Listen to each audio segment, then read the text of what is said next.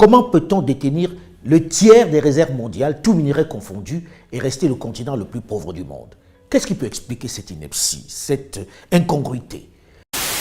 Est-ce que l'Afrique, qui possède plus de la moitié des matières premières de la planète, va continuer de les vendre aux conditions actuelles, c'est-à-dire à des prix fixés par les autres, avec des accords léonins, où nous, propriétaires des ressources, avons une part de 10%, tandis que les autres ont 90%.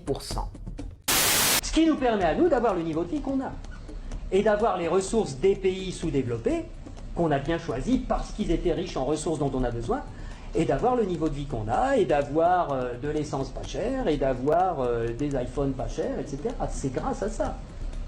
Donc il faut réfléchir à ça aussi. Il faut savoir que si on a le niveau de vie qu'on a, c'est parce qu'il y a une prédation sur les ressources de la Terre entière, qui nous profitent.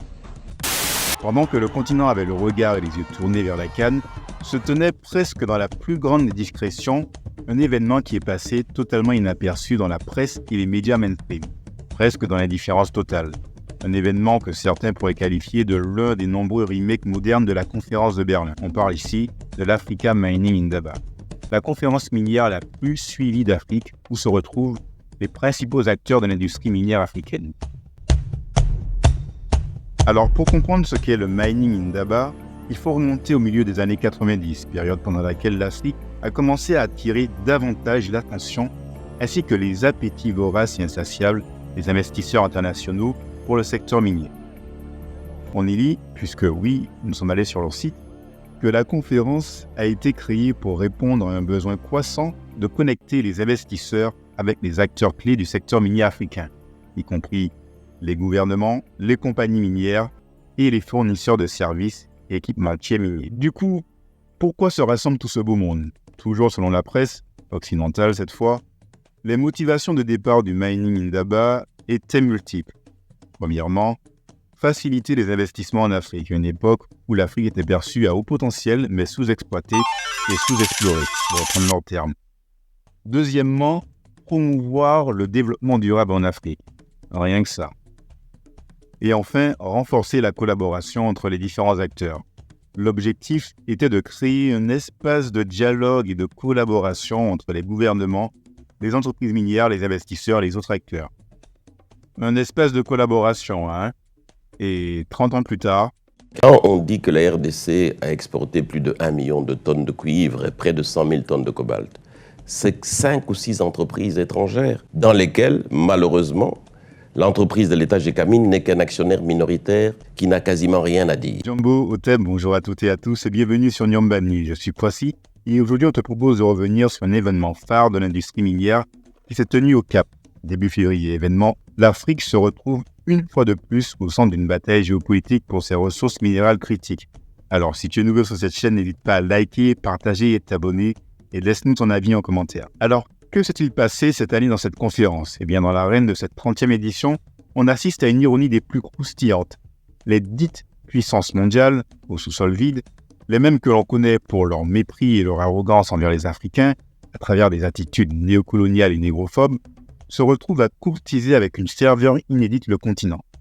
Sur fond de conflits ukrainiens et de mouvements révolutionnaires panafricains, on assiste à un sursaut, une prise de conscience de ces pays quant à leur dépendance aux ressources africaines qui, disons-le nous, sont essentielles pour leur développement et potentiellement pour leur survie économique, ce qui marque un tournant dans les relations internationales. Le président sud-africain Cyril Ramaphosa, qui inaugurait l'événement, a sans doute esquissé un sourire intérieur en voyant ses prétendants étrangers se presser aux portes de l'Afrique.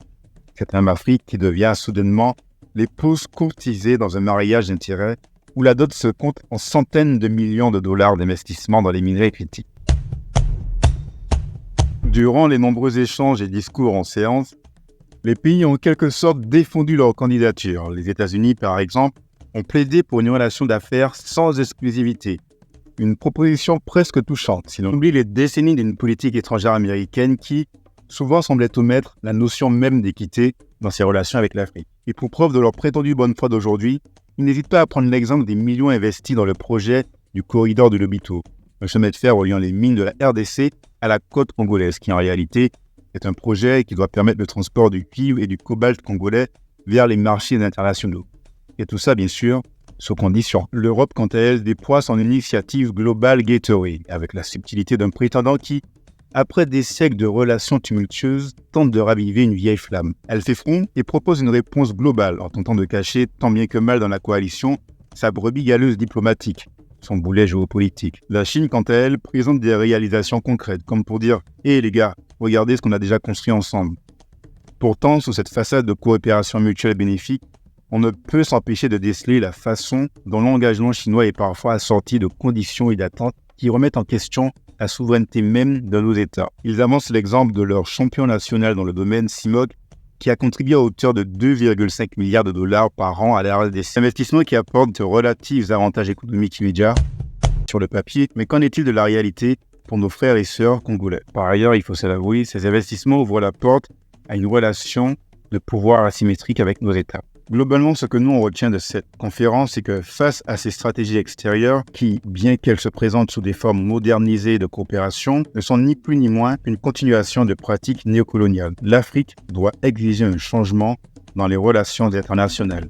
Il est impératif pour nous de promouvoir un partenariat réellement égalitaire. Notre continent ne serait plus un simple réservoir de ressources à exploiter, mais bien un acteur central dans la construction d'un avenir durable et équitable pour tous nos frères et nos sœurs.